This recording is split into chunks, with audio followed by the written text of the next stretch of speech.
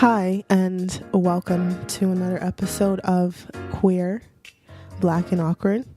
I'm your host, Orion. And if you're wondering what this podcast is about, basically what I do is I interview a bunch of people, friends, people that I've met that are in the LGBT community. And I just ask them, real life questions about conversations you may not hear on the regular in the media. So if you like to keep updated with that, you can follow the Queer, Black and Awkward on Instagram, Facebook, and all YouTube. SoundCloud at Queer, Black and Awkward. So in this week's episode, we're going to be talking about toxic relationships. And with me, I have, you can introduce yourself. My name is Tyler Lum. I'm a barber in Toronto. I also go by MPL Cuts. Right now, I've been concentrating mostly on my career. As a barber in the queer community, I'm trying to create a safe environment for the LGBT community to come in and feel comfortable getting a barber-style haircut without a gender price attached to it. So I've been really focusing on being an advocate for gender-free haircuts, which again is the same thing that the Dress Code Project is doing. And I'm affiliated with the Dress Code Project as well in terms of this, and we're all doing it on our separate individual times, and we're also coming together as one and creating a really unique, great environment for the community. It's a really great project, company that you have going on. So in today's episode, what I do before, just to loosen up the mood, I asked, what's your mood and color?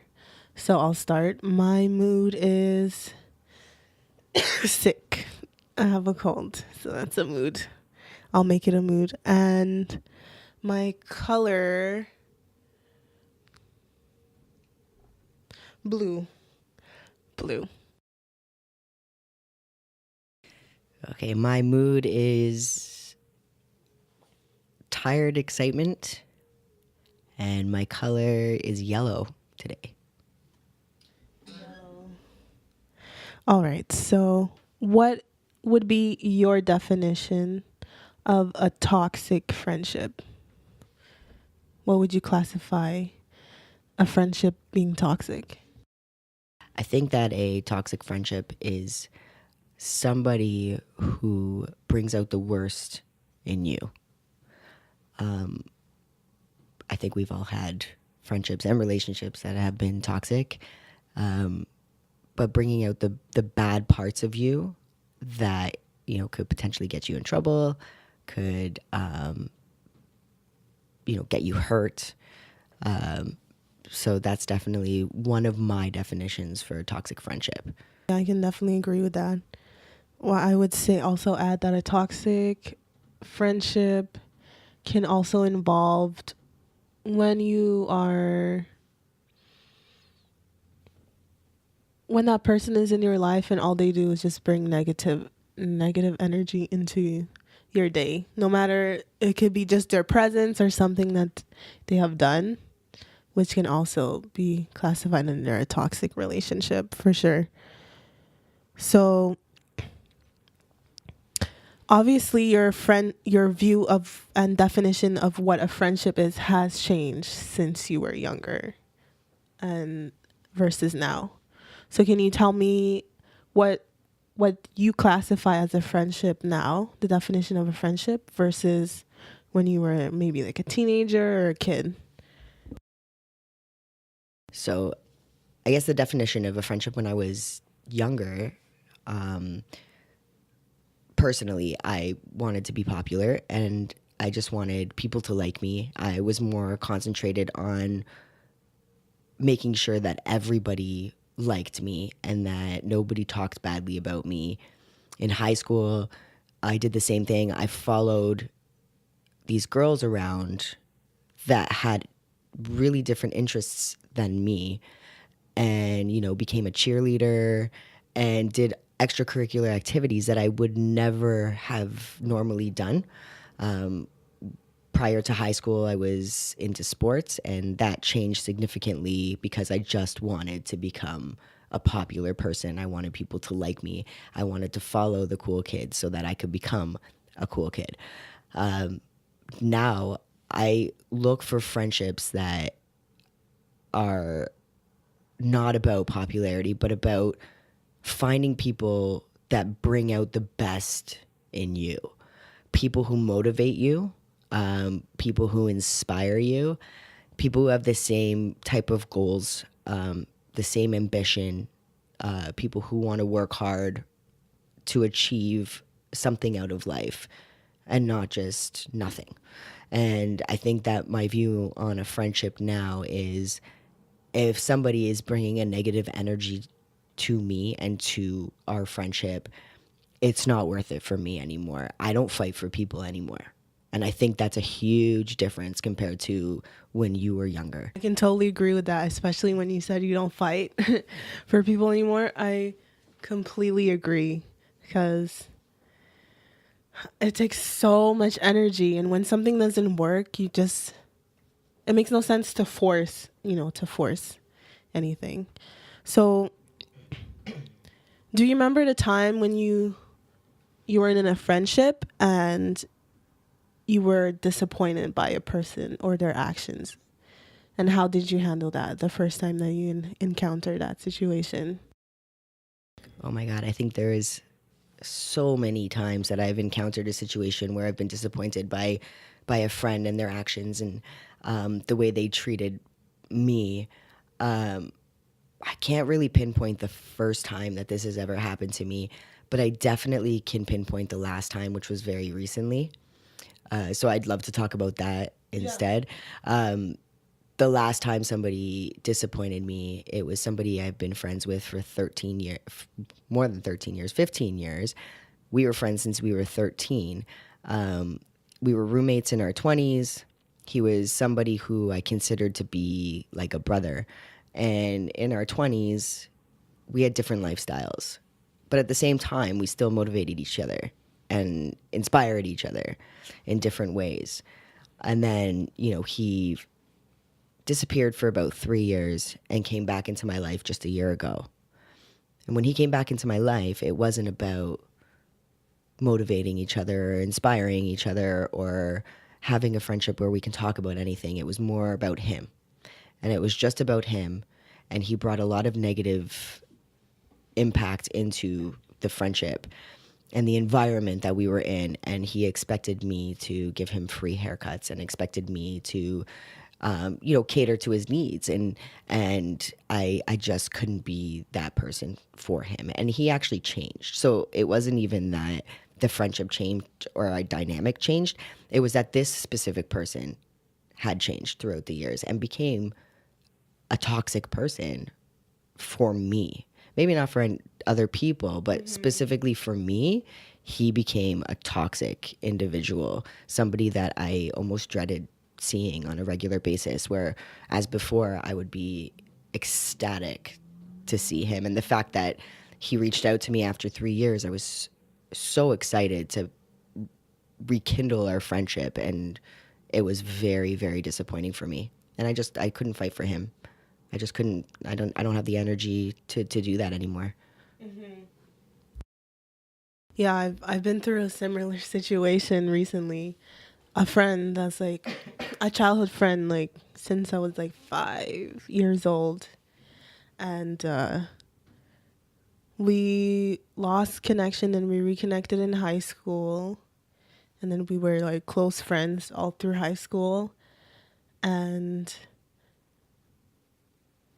the person that I used to be in high school is very different to the person that I am now.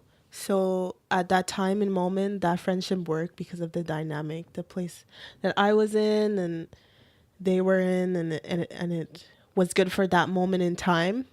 But then as we grew up and we became young adults, our personality, our views, it was not aligning anymore. It was drifting apart. So I cut the friendship off. Those types of friendship I feel like are the most toxic relationship, period. Because it's like, ambivalent people where you're not too sure about them. Like it's like with an enemy or someone you don't like, right away. You're just like, okay, I don't like you, so I don't have to dedicate my time with you. But someone you're not too sure about, like they're iffy, then it's like, I don't know how to feel about you. It takes up more of your energy compared to someone right off the bat. Like, okay, I don't need to deal with you. So I feel like those kind of people that situation is the worst, because you drag it on and on when it shouldn't be dragged on. Do you agree? I 100% agree with that. And I also want to say that the other reason why we drag these relationships further than they actually should be going, we've probably you grew apart from your friend, I'm sure, years, many, many years before you even moved in and tried to rekindle a friendship. I grew apart from my friend probably many, many, many years ago as well. But the thing is that we are so stuck in who these people used to be and what they represented in our lives, and also the memories that we shared with them, right? Yeah. Because they've been in our lives for so long that we have so many memories of these people, and a lot of them are good, right? So you kind of don't remember the bad stuff at times. Yeah. And you think about all the good stuff and hope that those good things are going to continue happening, and so you just keep going, and then you fight, and then you're like, well, where is my friend? What happened to this person? So I have to agree, like the most toxic relationships are with the people that you have known for many years. It's not with those strangers. It's not with somebody who's sitting in my barber chair or somebody who's doing your podcast that you don't know too well. It's actually with the people we've known for most of our lives, which is sad. Yeah. During that period when you're like out of high school and you're starting to become yourself, figure out the quirks of who you are as a person, in that transitional period, there's a lot of teenagers, young adults that tend to lose a lot of the friends they had in high school going into college, university, or whatever you're doing. Why do you think that happened? And did that happen to you? And how did you go about it, handle it? I definitely think that a lot of people who leave their adolescence and start their life in college, university, out of their parents' house, into a brand new world, essentially. They lose the friendships in high school because the friendships in high school were just that. These were people you saw every day in school. And now you're starting a life where, you're going separate ways. So I think one thing that definitely has to do with that is that you're going separate ways. One person is going to one university, the other person is going to another college, or they're not going to college at all, and they're starting in the workforce, and they have nothing in common anymore. What did you have in common? Chemistry, biology, math, cheerleading, so what you did in high school, and then you leave high school, and then what is there? You figure out that there's nothing. The only thing you ever had in common was high school. It definitely happened to me, and I think for myself, it was a little different because I came out after high school as being gay. And I think that made a lot of my high school friends uncomfortable. So I did maintain a friendship with one person who I considered to be my best friend in high school up until I did come out and say, hey, I'm actually sleeping with this girl. And they were like, oh, and it made them uncomfortable. Understandably, it was not normal 10, 15 years ago to be gay. I went to a high school where there was not a single gay person who was out during high school. So obviously it wasn't easy for me to do in that time period. So definitely lost some friends along the way in that aspect. I'm happy that I did, because I wouldn't want somebody in my life who was judgmental in any way. That's the thing that I wish I learned in high school. And also about friendships, like what constitute a friend. Because I don't think I've had a conversation with my parents either about, like toxic relationship, whether it be romantic or friendship. Have you had that conversation with your parents? I was raised by my mom. My dad passed away when I was 8, and my mom, she was a very popular person. She had a lot of friends. She was very outgoing. There are some people who didn't like my mom. There's some people who loved my mom, you know, but it was never discussed about toxic friendships.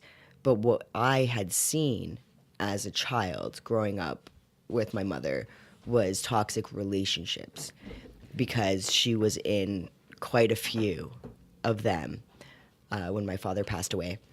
So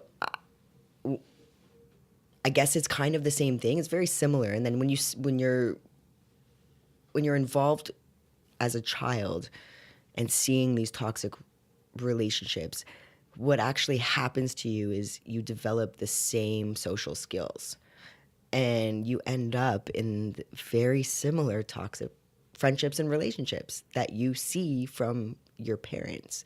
So they don't, maybe they didn't teach us what it was, but their behavior while we are children teaches us our social behavior as adults. And I think that that was a big part of my childhood, which is a lot of the codependency issues that I've had in adulthood. And also, again, the toxic relationships because of codependency that I've had in adulthood. And that includes friendships and it includes relationships and it includes romantic relationships as well. So, it's definitely put on us from our parents. Have you came across like any other instances of ambivalent people in your life, and how did you handle it better or worse? It's hard for me to yes, I have 100%. I've come across these people in my life, but they were so not worth it for me to actually remember what it was they did to me or what it was that our friendship was like. There's definitely people that I remember who brought out the worst in me, who I would, go and party until 6 in the morning and not wake up to go to work because I was with them and I wanted to please them and, I wanted them to have a good time. And I've definitely come across so many people in my life who have brought that side out in me. Not lately, or my early 20s. It's definitely when you're molding into the person you want to be. And I think that you're more susceptible to people who are going to be peer pressuring you into different situations, especially when you turn 19, because you can go and party and you can go and drink. So 100% definitely yes. And I've had 3 romantic relationships that were very toxic. And these were people who also made me feel negative, made me feel badly about myself, made me feel like I wasn't good enough to be the person I am today, made me feel like I couldn't accomplish my goals. And also that I didn't look good or feel good or I wasn't attractive enough. All 3 of these individuals cheated on me multiple times, and that all on its own is enough to make you not feel worthy of the relationship of that person. So what do? You try harder to be who you think they want you to be. And that's the same with a friendship. You are molded into this person to try to please. And then when you get to your 30s, it's just like you don't want to please anybody anymore. You just want to be happy, and you want people around you who are gonna shine positive energy and light into your life, and you really understand and focus on the people that are positive, and you stop and let go of those negative people no matter how much you want them in your life. You really learn to be able to say, you know what, I cannot. because I want to be the person that I want to be, and you're not allowing me to do that. Do you see, for you personally, do you see a difference between a friendship and a romantic relationship? And what are the, the standards, or if you do have one, that makes you make it like that differentiates between a toxic friendship and a toxic relationship? I think that a romantic relationship is different because, you're spending all your time with this one person, and you really want to build a relationship and trust and understanding with that person. And in a friendship, you don't see that person on the regular. You see them every once in a while. So there's a little bit of a difference. But when it comes to the way that people hurt you, I don't think it matters if it's a romantic relationship or a friendship. I think you hurt just the same. It's you have the same feelings because of the time and energy you put into both, right? So you put so much time and energy into your friendships and put so much time and energy into your romantic relationships that the outcome is going to be the same between the two of them. Yeah, I totally agree with you. Some people, what they do is that they think that being in a friendship and a relationship is like completely different. Yeah, there is, some certain boundaries and lines that you don't cross in a friendship that you would do in a relationship. But at the end of the day, it's down to emotions. And you can still have an emotional platonic relationship with a friend, just like, you have with a lover. So that's pretty interesting. I also have to say, if your romantic partner is not your best friend, you're not in a good relationship, period. So I think that's like, you have to be friends with your partner. For sure. That's an interesting topic. Do you remember when you learned that lesson, that your relationship needs to be based on a friendship first before it goes anywhere else? There has been 2 relationships that were very, very fast, and it was done through online dating, which I've not done since. But not saying that online dating isn't the greatest thing. However, sometimes in the LGBT world, we tend to push things a little faster than normal. So you don't develop a friendship with these people and you jump into a relationship. And while you're in the relationship, you develop that friendship. And, when you're not friends first, I feel like sometimes it can turn out to be toxic. But I'm in a relationship right now that is the healthiest relationship I've ever been in. And we bring out the best in each other. And there's never been any toxic blood or anything like that between us. And it's just such a positive place to be. But we weren't friends first. So I am contradicting myself a little bit with the other past relationships. And then there is my very first relationship where I was friends with this person for 1.5 years before we started dating. And I'm still friends with this person. I'm actually friends with all my exes. Ooh. So how do you manage that? There comes a point in time where you get over the hurt and the pain that the relationship caused you, and you remember that you were friends and you developed a friendship throughout these relationships. One thing that has kept me going in all of these friendships is that they've all taught me something. They all led me to where I am today. And I thank them all very much for that, because I love who I am today. And if it wasn't for the toxic relationships I had with these individuals, I wouldn't be where I am in my friendships, in my relationships, in my romantic relationship, and even with my family. So, like, these people are the ones who molded me to become this person I am. And because of that, I don't want to let go of the friendship that we've developed. That makes sense. I've never been in a relationship, so when I see, because I've seen on both sides from friends that they stay in like friendships with their exes, then it doesn't work out, and then it does. So I think it all comes down to your maturity level and how, 100%. yeah, how you can accept and move on from the situation. A lot of the people that it didn't work out, they weren't mature enough to take it to that next level. So yeah, I think it's all based on like the individual and how you handle the situation, for sure.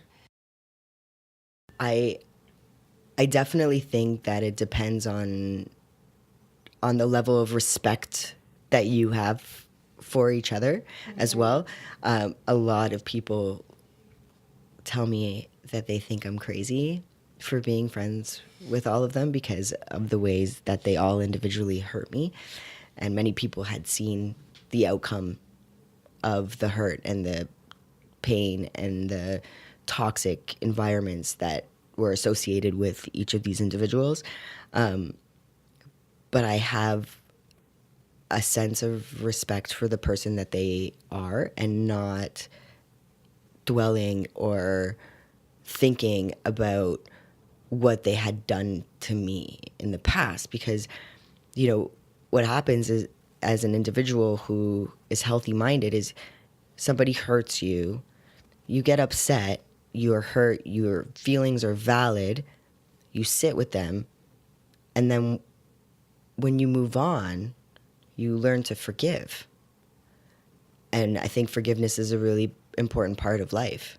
Because if you walk around with anger and hatred towards your ex of 5 years ago or 10 years ago, and you still have those resentment feelings towards them, then how healthy is your mind? And how can you possibly move forward with another relationship when you still have resentment from a previous one? So in any friendship, any relationship, it's important to forgive. Just like the person I was talking about earlier, who I was friends with since I was 13 years old. He hurt me, but I forgive him because maybe he's in a bad place right now. You never know what somebody's going through. And, we had an amazing 15 years together, and I still love him, and I just want the best for him, just like I do for my ex-partners. I loved each and every one of them, and I just want the best for them as well. So you said that you were in 3 toxic relationship, romantically wise. How do you get yourself into that? What are the lessons that you have learned from each toxic relationship? If you don't mind, like maybe elaborating more on that, like what happened for you to jump from another relationship. It could be toxic. How did you get out of that? So I think this is 10 years in the works. My very first relationship and the first person I ever loved, I was 22. I'll tell you, I'm 33 now. So I was about 22, 23 when we started dating. It was exciting because it was my first girlfriend. B, it was somebody I worked with and I knew for a year and a half prior to us dating. So I knew this person, I knew this individual on a different level, on a friendship level. And, she was beautiful and exciting and just all these like love feelings, and it was so great. And what I didn't notice was her unsure behavior. So, there was things that I ignored in the relationship that should have been red flags. Not wanting to hang out with me, not wanting to be with my friends, taking off all hours of the night, until it came to light that she did in fact cheat on me. And it didn't come from her. The truth actually came from her best friend, which was even harder to take.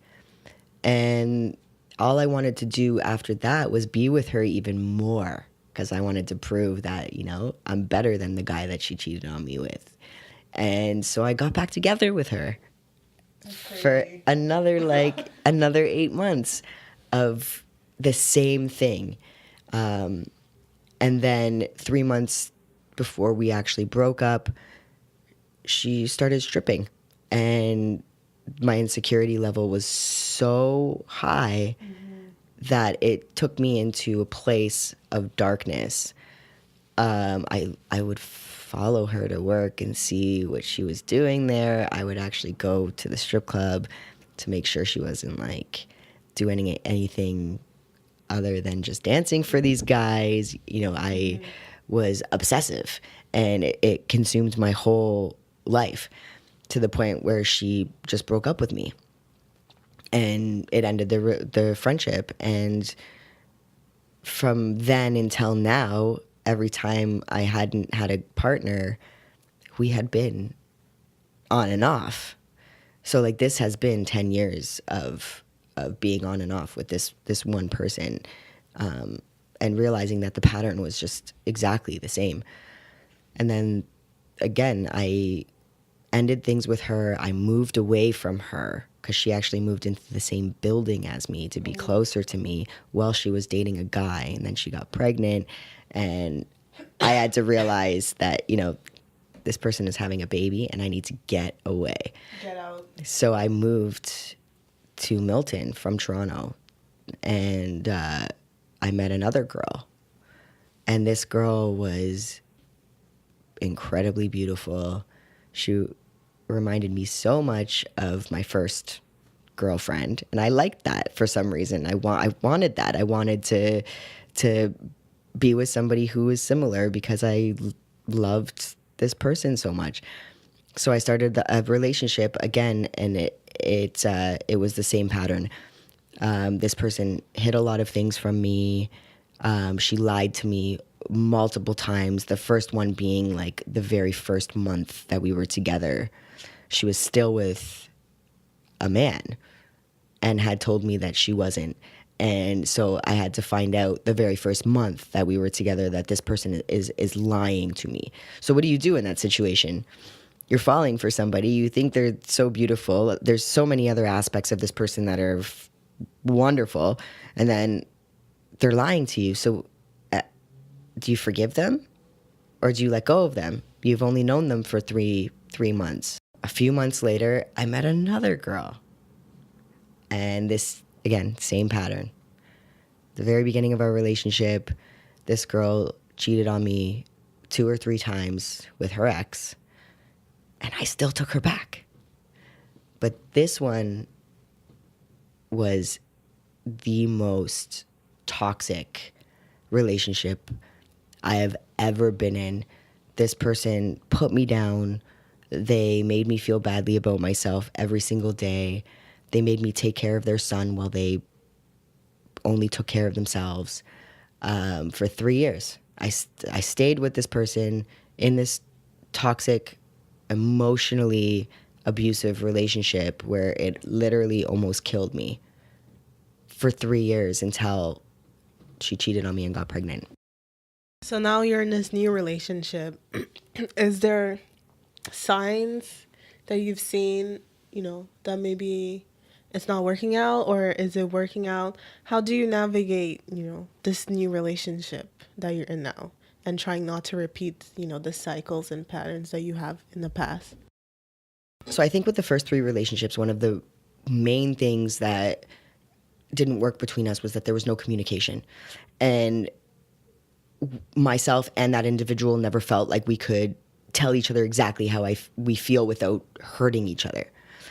And the biggest difference between them and the person I'm with now is from the very, very, very beginning, me and my partner have had completely open communication.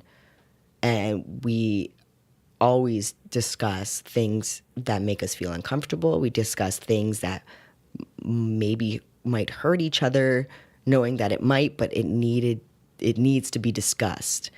And that was not a common denominator in my previous relationships. And I think that's one thing makes a huge difference with this relationship. So I've been with this girl for a year, and we haven't actually really fought very much. I mean, we have our disagreements, and then we sit down and we're like, okay, we're going to hash this out until we can figure out what it is we're disagreeing on and why we're disagreeing. So that's number one. The fighting is not there. There's no toxic fighting. It's communication and disagreements and getting through them together, and trying not to walk away from each other until we get to that point. There's not one time in my relationship where I didn't feel secure about myself and about the relationship. This person on a regular basis tells me how much she loves me. She tells me, I'll put on, just random clothes and we're going out for dinner or something. Mm-hmm. And she'll just be like, you're the hottest person in the world. And it's like, it's those kind of things that really remind you of how good you are as a person. And that's not even close to what I got in my previous relationships. So, the fact that my girlfriend now is so communicative about how she feels towards me on a regular basis, just out of nowhere. I don't even ask for it. Sometimes I don't even need it. And she's there telling me anyway. Mm-hmm. And it means the world to me. And she is enthusiastic about the work that I do and tells me how proud she is of me all the time. And it's different. It's so different. I broke the cycle, which I'm so happy about. It took you how long? 10 years. 10 years. Don't make my mistake, people. Learn from your very first mistakes. Yeah. But no, like I'm very happy about where I am and who I am and the person that I've become in the past few years. After my last relationship, it was debilitating. I was in a really, really bad place. And I had to pick myself out of it. And I did it all on my own. I didn't try to jump into a new relationship to make myself feel better like I have done in previous cases. Mm-hmm. What I did was I felt my feelings for the first time ever in my life. I felt my feelings. I sat with them. And I did positive things to make myself feel better. So, at the end of like a toxic relationship, I was going to ask, how do you pick from that moment on, that was all consuming and you focused all your attention. Now that's out of your life. You feel like empty and drained, can you elaborate more on what did you do, to build yourself back up in those times, in those dark times? So with my previous relationships, what I did was I jumped into a new relationship just to feel the validation from somebody else. And obviously that is toxic on my end to do. And it's no wonder that those other relationships didn't work out, because it wasn't the way that you should be dealing with a breakup or a toxic relationship or toxic friendship, or any of those cases. My last relationship, the thing that I did to get out of the dark place that I was in was I concentrated on work, first of all, trying to build a brand, trying to build myself, and also trying to build my confidence, and doing things that made me feel good. So going to the gym, swimming every day, walking around the city when I had spare time with headphones in, that, playing music that really pumped me up, and not going to bars, not going drinking, not trying to socialize, but really just trying to figure out who I am without this person that I was with for so long. And by doing that, I figured out what I wanted to accomplish in my life. And it's like I figured out my purpose. And I figured out that what I wanted to do was concentrate on helping others feel confident and comfortable with the work that I do. So as a barber, I'm able to provide a service to somebody to make them feel good, even if it's just for a day, where they can come get a haircut, look in the mirror, and actually feel happy and secure and confident. And I wanted to put all my effort into trying to accomplish that for other people. And by putting effort into helping others made me feel good about myself. Mm-hmm. And I think that was definitely probably the number one thing that helped me move forward, because I had a purpose and it wasn't another relationship. On this segment, what I do, towards the ending of my podcast, I ask my guests. The segment is called Queer Awkward Moments. It doesn't have to be a queer moment, just an awkward moment that has happened in your life. So I can go first while you think about a moment. So let's see, let's go through my brain. I have a lot in my file cabinet.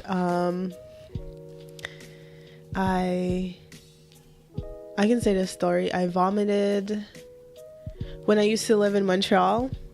I had this night out with a friend and I mixed drinks. So I was drinking champagne and wine.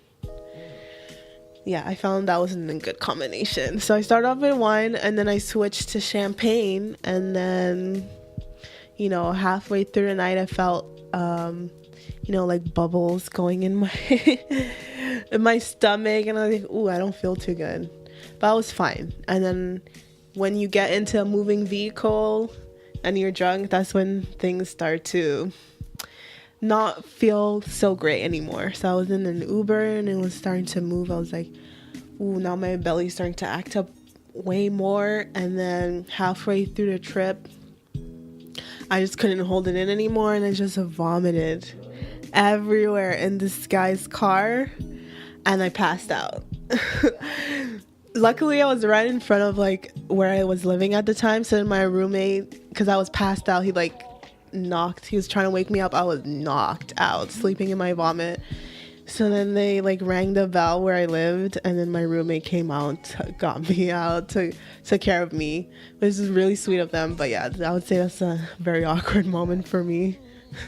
That sounds terrible. Yeah. So terrible. Okay.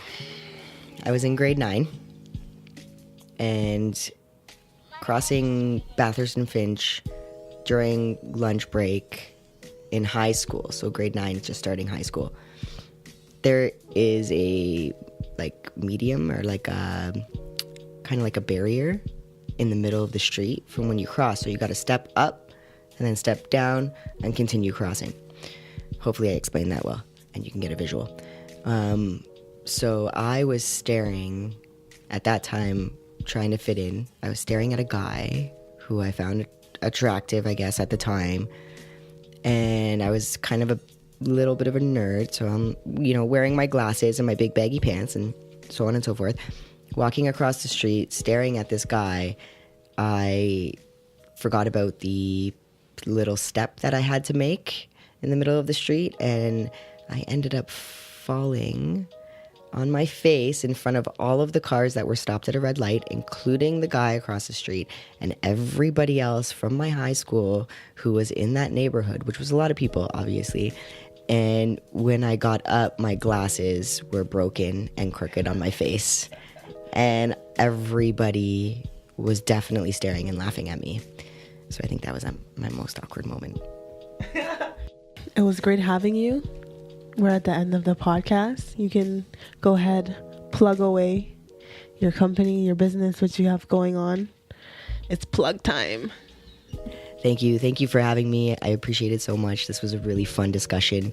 Again, my name is Tyler Lum, aka MPL Cuts. You can find me on Instagram at MPL Cuts.